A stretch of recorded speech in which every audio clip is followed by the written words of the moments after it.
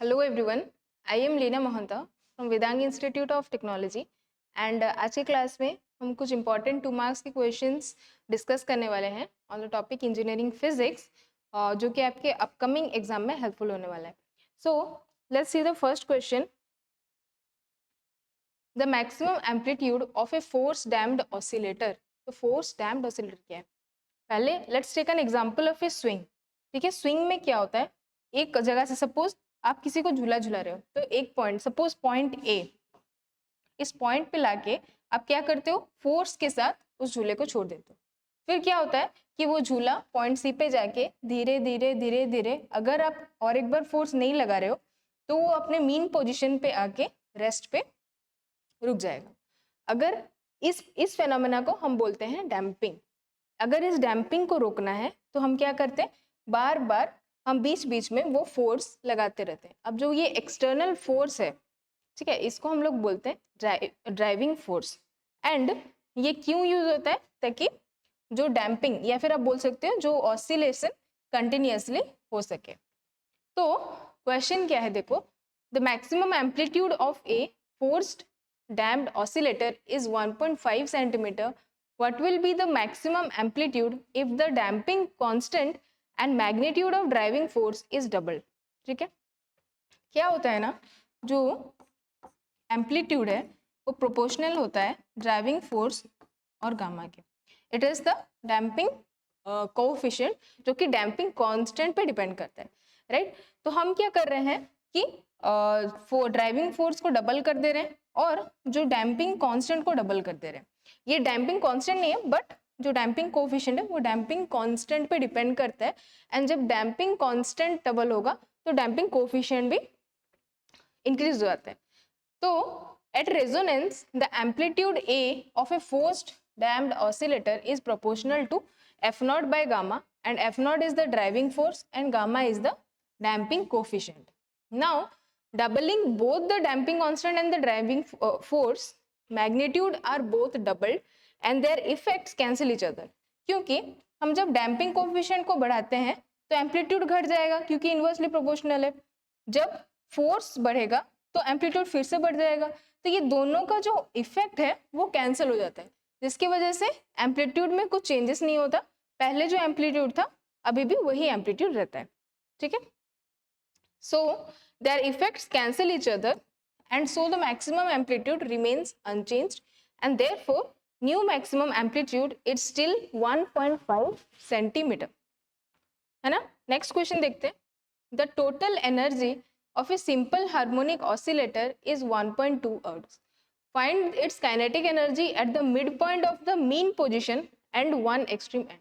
Question को पहले समझते हैं. वो बोल रहा है कि एक सिंपल हार्मोनिक ऑसिलेटर है. For let us take an example of a simple pendulum. Simple pendulum में क्या होता है, एक रिजिड सपोर्ट से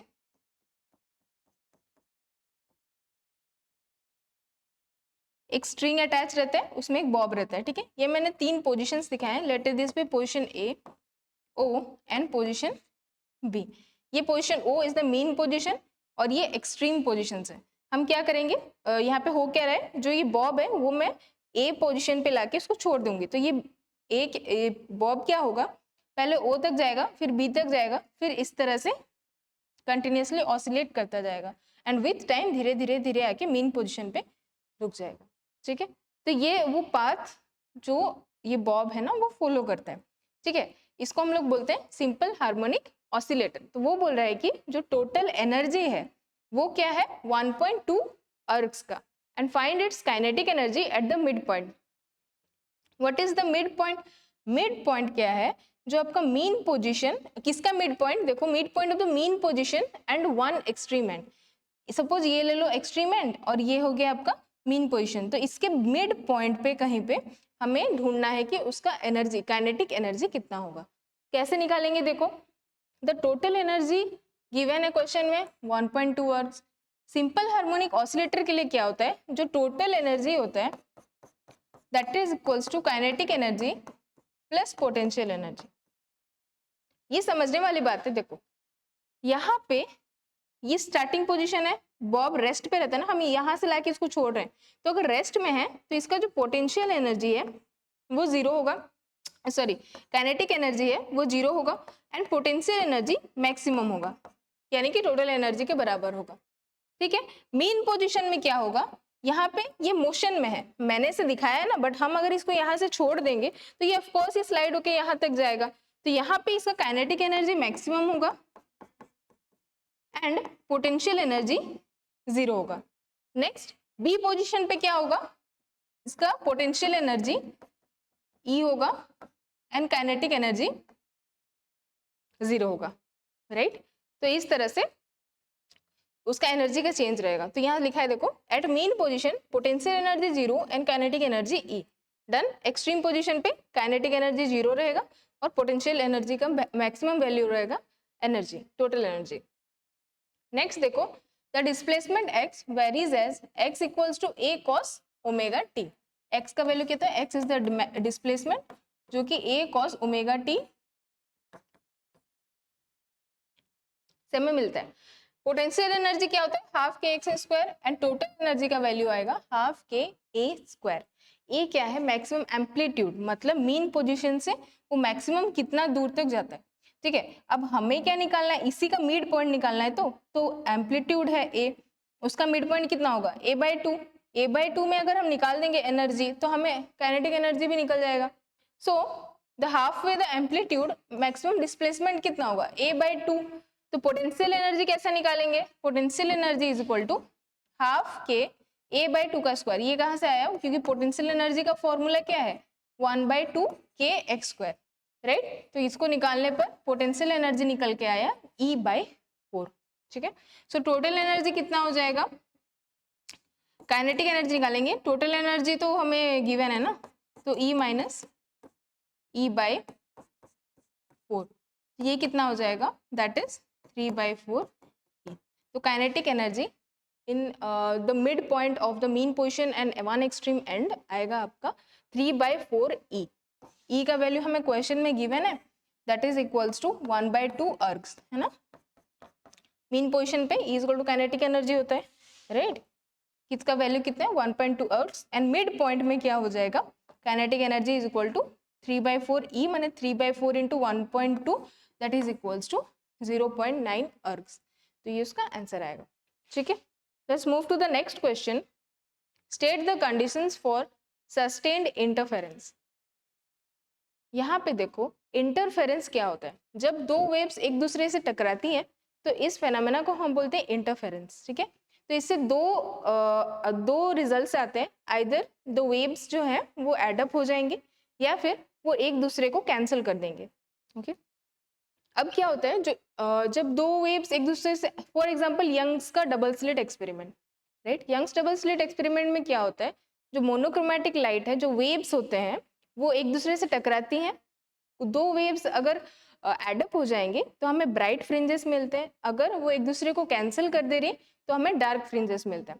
इस तरह से एक bright fringe and dark fringe का पैटर्न जनरेट होता है, राइट, जो कि इस तरह से दिखता है। डार्क मतलब क्या, जो वेव्स हैं वो एक दूसरे को कैंसिल कर दे रही है, एंड जो ब्राइट फ्रिंज का मतलब क्या है कि वो एक दूसरे से एडअप हो जा रही है। और सस्टेन्ड इंटरफेरेंस क्या होता है कि जो इंटरफेरेंस पैटर्न है, कि जो इंटरफेरेंस हो रहा है विथ टाइम वो फेड ना हो, it doesn't fade with time, then that type of interference is known as sustained interference. And उसके लिए क्या चाहिए होता है, हमें एक कोहेरेंट सोर्स ऑफ लाइट चाहिए होता है, एंड जो लाइट हम यूज कर रहे हैं या जो वेव्स हम यूज कर रहे हैं उसका जो एम्पलीट्यूड है वो नियरली इक्वल होना चाहिए।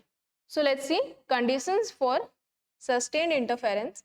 पहला क्या हो जाता है, the two sources must remain a constant phase difference and have same frequency, coherent sources होना चाहिए। दूसरा क्या होता है, इक्वल और नियरली इक्वल एम्पलीट्यूड्स, मतलब the amplitudes of the interfering waves should be equal और nearly equal to produce clear and sustained interference patterns. Next question देखो, write to uses of Newton's rings experiment. Newton's का rings experiment जो है उससे हमें क्या क्या पता चलता है, जो मोनोक्रोमेटिक लाइट हम यूज करते हैं उसका वेवलेंथ निकाल सकते हैं, जो प्लानो कॉन्वेक्स लेंस हम यूज करते हैं उसका रेडियस ऑफ कर्वेचर निकाल सकते हैं, एंड हम जो लेंस यूज करते हैं उसका क्वालिटी भी उसमें पता चल जाता है, जब हम पैटर्न देखते हैं ना, उसमें जो इरेगुलरिटीज आती है तो हमें पता चल जाता है कि जो क्वालिटी है लेंस का वो मतलब अप टू द मार्क है या कुछ गड़बड़ है ना। So uses of Newton's ring experiment. पहला यूज क्या है, determination of wavelength. The experiment is used to accurately find the wavelength of monochromatic light by measuring the diameter of the rings. ठीक है, नेक्स्ट क्या है, measurement of radius of curvature. It helps in calculating the radius of curvature of a plano convex lens by analyzing the ring pattern formed. The third उसका use क्या होता है, testing the quality of the lens surfaces.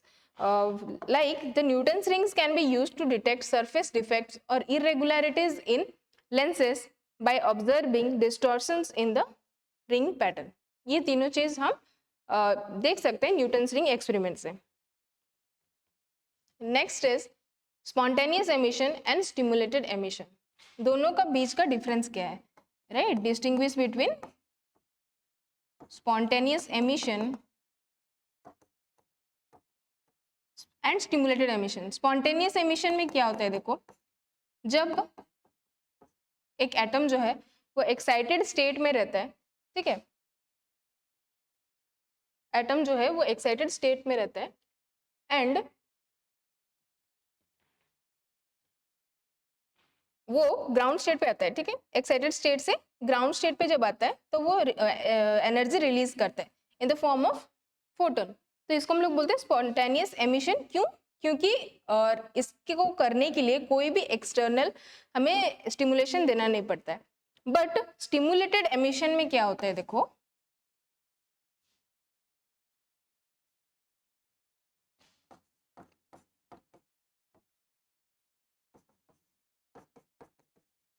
stimulated emission में you can clearly see that an external stimulation is required to generate the energy। मतलब जो atom है वो excited state पे है, एक्साइटेड स्टेट से वो ग्राउंड स्टेट पे आता है, ठीक है, कैसे आता है, by help of an external photon.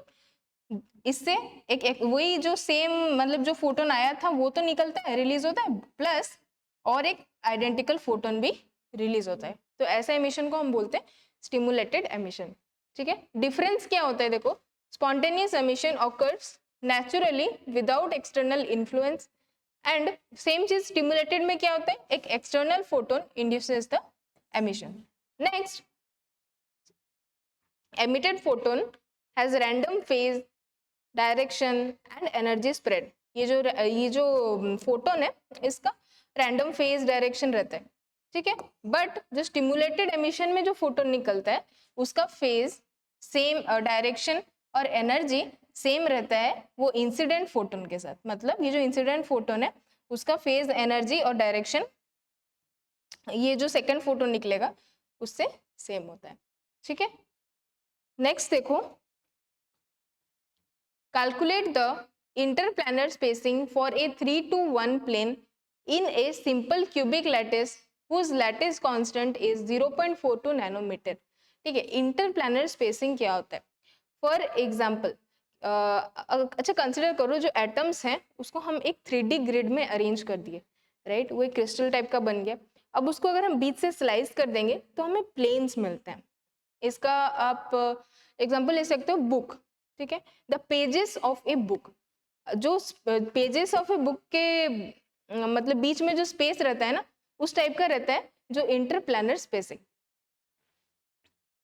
तो यहाँ पे क्या लिखा है, देखो इंटरप्लानर स्पेसिंग हमें निकालना है जिसका मिलर इंडिसेस 3:1 दिया है एंड उसका लैटिस कांस्टेंट दिया है 0.42 नैनोमीटर। ठीक है, तो जो इंटरप्लानर स्पेसिंग है उसका फॉर्मूला क्या होता है, DHKL इक्वल्स टू A/√h का स्क्वायर प्लस k का स्क्वायर प्लस l का स्क्वायर। यहाँ पे h, k और l ये क्या है, this are the Miller indices जिसका वैल्यू आपको क्वेश्चन में गिवन है। सो a का वैल्यू भी आपको गिवन है लैटिस कांस्टेंट, तो a का वैल्यू हमें कितना दिया है 0.42 नैनोमीटर। वहां पे h का वैल्यू कितना दिया है 3, k का वैल्यू कितना दिया है 2 एंड l का वैल्यू दिया है 1। तो ये सबको जब हम पुट कर देंगे तो D 3:1 का वैल्यू कितना आ जाएगा 0.42 अपॉन रूट ओवर ऑफ 3 का स्क्वायर प्लस 2 का स्क्वायर प्लस 1 का स्क्वायर। इसको सॉल्व करेंगे तो इसका वैल्यू आएगा अप्रोक्सीमेटली 0.1122 नैनोमीटर। तो ये डायरेक्ट फॉर्मूला है, इसमें बस आपको डायरेक्ट क्वेश्चन में मतलब वैल्यूज भी दे दिए गए हैं, बस पुट करना है, आंसर निकालना है। ठीक है, आई होप ये फॉर्मूला आपको याद रहेगा। Next is distinguish between conduction current and displacement current. Conduction current क्या होता है एंड डिस्प्लेसमेंट करंट क्या होता है? कंडक्शन करंट क्या होता है? जब एक्चुअली में इलेक्ट्रॉन एक मूव करता है तब जो करंट हमें मिलता है उसको हम लोग बोलते हैं कंडक्शन करंट। अब डिस्प्लेसमेंट करंट क्या है? देखो, सपोज एक सर्किट में एसी सोर्स लगा हुआ है एंड एक कैपेसिटर लगा हुआ है। ठीक है, ये कैपेसिटर के प्लेट्स के बीच में ना एयर है, इंसुलेटर है, बट जब हम ऑब्जर्व करते हैं एक्सपेरिमेंटली तो देखते क्या है कि ये कैपेसिटर, ये करंट जो है ये होल सर्किट में फ्लो होता है। जब इस दोनों प्लेट के बीच में इंसुलेटर है तो करंट फ्लो कैसे हो रहा है? ठीक है, that is the question. AC source जब हम कनेक्ट करते हैं तो ये प्लेट मान लो पॉजिटिवली चार्ज होता है एंड ये प्लेट नेगेटिवली चार्ज होता है। ठीक है, अब यहाँ पे ना एक इलेक्ट्रिक फील्ड जनरेट होता है। ओके, इलेक्ट्रिक फील्ड जनरेट होने की वजह से इलेक्ट्रिक फ्लक्स जनरेट होता है जिसके वजह से एक करंट बनता है और वो करंट जो है वो सर्किट में फ्लो होता है। ठीक है, तो ये जो करंट यहाँ पे जो बनता है उसको बोला गया है displacement current.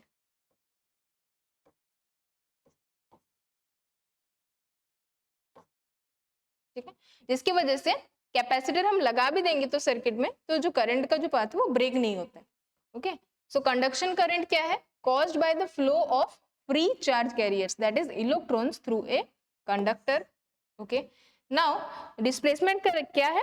caused by the changing electric field especially in the regions without free charge, that is अब बोल सकते हो कि plates between the plates of a capacitor. Okay, इसको किसने बनाया था? It is governed by Ohm's law and exists in conductive materials like metals, and it is introduced by Maxwell to account for time varying electric fields such as in capacitors. Okay, next है state Gauss divergence theorem in vector field. वो क्या बोलता है कि the flux of the field through a closed surface is equal to the integral of the divergence of the field. ठीक है, उसका statement भी वही बोल रहा है। देखो, the flux of a vector field F through a closed surface S is equal to the integral of the divergence of vector field over the volume V, है ना, and enclosed by the surface. यहाँ पे क्या है? This is surface integral. ये है आपका जो वेक्टर फील्ड dA क्या है? It is the outward pointing area element on the surface S. ठीक है, del dot F क्या है? This is the divergence and V is the volume enclosed by the surface S. So next question देखो, in Compton effect a photon recoils back after striking an electron at rest. What is the change in wavelength of the photon? Okay, पहले देखते हैं Compton effect क्या होता है। Compton effect एक phenomena है जहां पे जब एक फोटोन इंसिडेंट होता है रेस्ट इलेक्ट्रॉन पे तो ये इलेक्ट्रॉन जो है वो स्कैटर हो जाता है एक डायरेक्शन पे और जो ये फोटोन है वो एक डिफरेंट डायरेक्शन में स्कैटर हो जाता है। राइट, देखो ये फोटोन का पाथ था बट ये एक थीटा एंगल से वेरी करता है जो न्यू उसका डायरेक्शन होता है। राइट, एंड ये इलेक्ट्रॉन ये पहले रेस्ट पे था, ये फोटोन से क्या करता है एनर्जी ले लेता है और फिर जो साई एंगल पे डेविएट हो जाता है। ठीक है, तो ये फेनोमेना को हम लोग बोलते हैं कॉम्पटन इफेक्ट और ये क्या करता है? This shows the particle behaviour of light. ठीक है, नेक्स्ट देखो यहाँ पे क्वेश्चन में लेकिन क्या बोला है कि कॉम्पटन इफेक्ट हो रहा है, एक फोटोन रिकॉइल्स बैक आफ्टर स्ट्राइकिंग, मतलब यहाँ पे जो फोटोन है वो वापस आ जा रहा है, 180 डिग्री घूम जा रहा है, वापस आ जा रहा है, मैंने जिस पाथ पे जा रहा था पूरा रिटर्न हो गया, तो वो कितना हो जाएगा 180 degree. So the Compton effect, a photon recoils backward, the scattering angle theta equals to 180 degree. ठीक है, after striking an electron at rest the change in wavelength is given by. ये जो हम लोग का चेंज इन वेवलेंथ है ये हमें कॉम्पटन इफेक्ट से मिलता है, जहां पे इसका फॉर्मूला क्या है देखो, delta lambda equals to h by m e c 1 minus cos theta, जहां पे theta is the scattering angle. ठीक है, थीटा इज इक्वल टू, या इस केस में क्या है, theta is equal to 180 degree and cos theta is equal to -1। So अगर हम इसे पुट कर देंगे तो 1 माइनस कॉस थीटा की जगह पे क्या हो जाएगा, -1। So 1 minus -1 that is equals to 2 into h by m e c, and उसका फाइनल आंसर निकल के आएगा 4.86 into 10 to the power -12 metre. Okay, next the energy required to remove an electron from sodium is 3.1 eV. Does sodium show a photoelectric effect for orange light with 680 nanometer and justify? इस question को करने से पहले let's understand what is photo electric effect. Photo electric effect ऐसा phenomena होता है जहाँ पे अगर हम एक लाइट को स्ट्राइक करेंगे एक मेटल सरफेस पे तो वहाँ से इलेक्ट्रॉन एमिट हो जाते हैं। ठीक है, अब उसको एमिट होने के लिए ये एजेक्ट मैंने जो इलेक्ट्रॉन इजेक्ट होता है कुछ सर्टेन कंडीशंस उसको फॉलो करने पड़ते हैं। तो ये क्वेश्चन में क्या बोल रहा है कि अगर, ठीक है, अगर जो सोडियम है उसका वर्क फंक्शन 3.1 EV है तो क्या फ्रॉम ऑरेंज लाइट 680 नैनोमीटर का ऑरेंज लाइट से वहां से इलेक्ट्रॉन इजेक्ट हो पाएगा? एक्चुअली में ये फिनोमेना होने के लिए क्या होता है कि जो लाइट है उसका जो एनर्जी है वो मेटल के वर्क फंक्शन से ज्यादा होना चाहिए। ठीक है, वर्क फंक्शन क्या होता है, work function is the minimum energy required to eject an electron. So, to determine whether sodium shows the photoelectric effect with orange light of wavelength lambda is equal to 680 nanometer, we calculate the energy of photon. Energy निकालने का formula क्या है, E equals to 1240 by lambda, and उसका energy निकल के आता है 1.82 EV।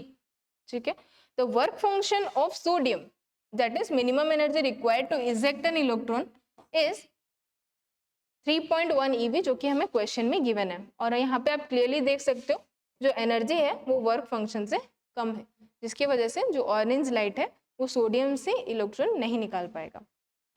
Since the photon energy is less than the work function, the electrons do not gain enough energy to escape from the metal surface. So, जिसकी वजह से photo electric effect नहीं हो पाता है। ठीक है, तो आई होप आज की क्लास में जितने भी क्वेश्चंस डिस्कस किए हैं वो आपको समझ आया हो, and thank you for watching.